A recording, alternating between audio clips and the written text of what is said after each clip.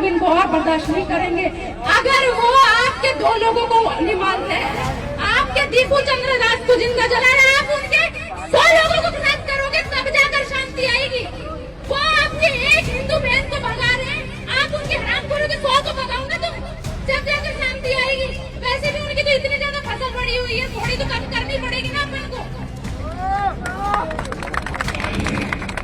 तो मेरी जितनी भी माताएं बहनें, उनसे मेरा एक ही अनुरोध रहेगा कि भाई आप लोग पूरा घर चलाते हैं, आदमी देखो कमाई करके घर लेकर आता है पैसा, लेकिन आप उसको पूरा मैनेज करते हैं। इन मुसलमानों से मंच पे इतने लोगों को इकट्ठा करके क्या संदेश दिया जा रहा है? अगर वहाँ एक हिंदू मरता है तो यहाँ 100 मारो, अगर वहाँ एक भगाता है तो आप 100 मुसलमान की लड़कियों को भगाओ।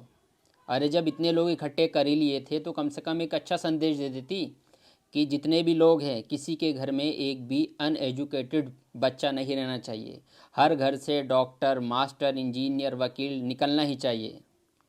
जब ये आप इस तरीके का संदेश दे रहे हो, ये जब किसी 100 लोगों को मारने जाएंगे तो क्या इनको शासन प्रशासन छोड़ देगा? इनके घर का लालन पोषण कैसे होगा? इनकी घर की जिम्मेदारी कौन लेगा? अरे अब्दुल तो पंचर बना के अपना घर चला लेगा।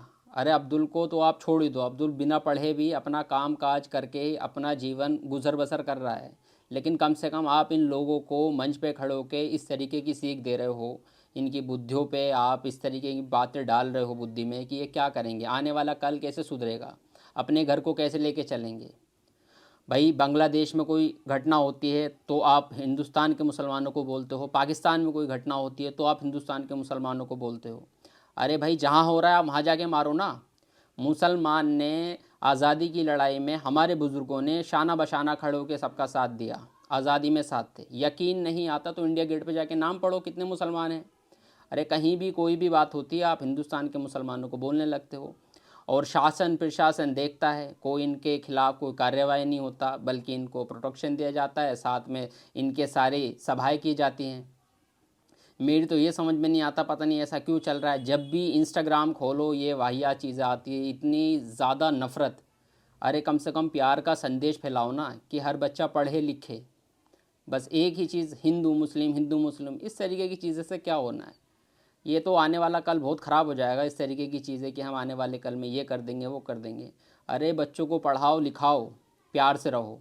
इस तरीके की चीज़ें करोगे तो आने वाला कल बहुत काला हो जाएगा और सभी का नुकसान होएगा। और मैं शासन प्रशासन से अपील करूंगा कि इस तरीके की चीज़ें होती है खुलेआम मंच पे बोली जाती है और कोई भी इन पे कोई सी भी तरीके की कार्रवाई नहीं होती है।